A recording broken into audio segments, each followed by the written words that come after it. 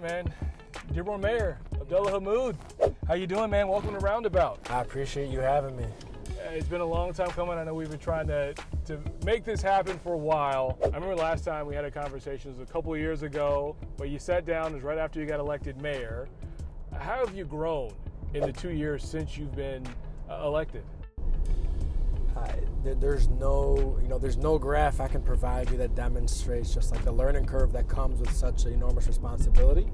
But at the same time, when I assumed the mayorship, I also became a father in that month. And I think that has honestly been the biggest blessing for this journey, is because when you become a father and you're raising a family, you have a whole new outlook on life and you have an additional responsibility. Wife and kids keep you grounded? They absolutely do. They do not care for any title.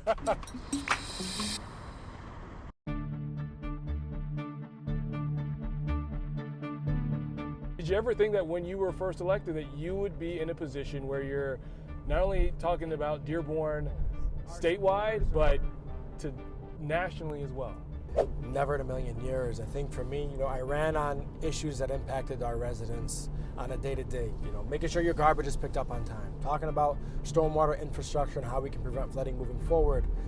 But the reality is, when you have a conflict overseas that's impacting your residents directly,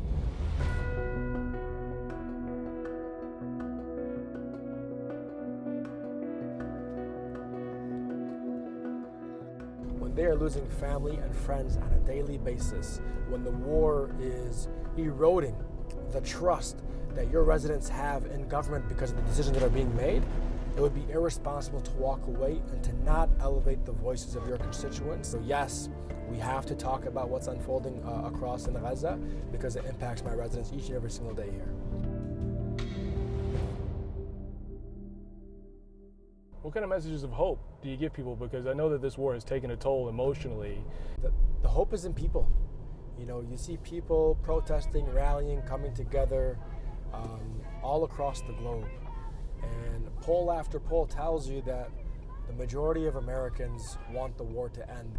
I know you used your platform once this war started back in October to really call out people who, weren't necessarily sharing the viewpoint that you wanted people to know about. Yeah, I take my messages and my cues from the community. The number one message I want to send is that personally, myself and here in the city of Dearborn, people come first. People come before any political party affiliation. People come first before any presidential allyship or fellowship that you have or commitment that you might have because of a party you're affiliated with. President Biden sent some of his aides here to have a conversation with you all, and you said, I'm going to sit this one out. What went into that decision? At the time, the president decided to send over a campaign manager. And that would be the first interaction that we have with any individual affiliated with the presidency. And from my perspective, what was unfolding in Gaza, thousands of miles away, wasn't an issue that related to electoral politics. This was a humanitarian crisis. This was a genocide. And we wanted to impact the policy. And so it was, almost immediately once we got the invitation that we knew we were going to decline this meeting, because this was not going to help move our community forward. This was going to make this issue political. This is not a political issue. So we declined that meeting, and a month later, they sent over a team of senior policymakers and decision makers. And I think that meeting was the meeting that we wanted to have initially, but as we see now, several months later, is still yet to produce or bear any fruit. Do you feel like your voices are still being heard? I can't really say so.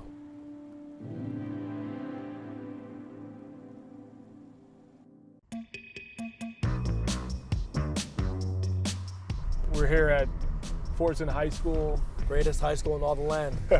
What was Abdullah, the high school student, like? Very, very, very small stature. I was on the wrestling team. I wrestled weight class 103, but I weighed in around 86 pounds.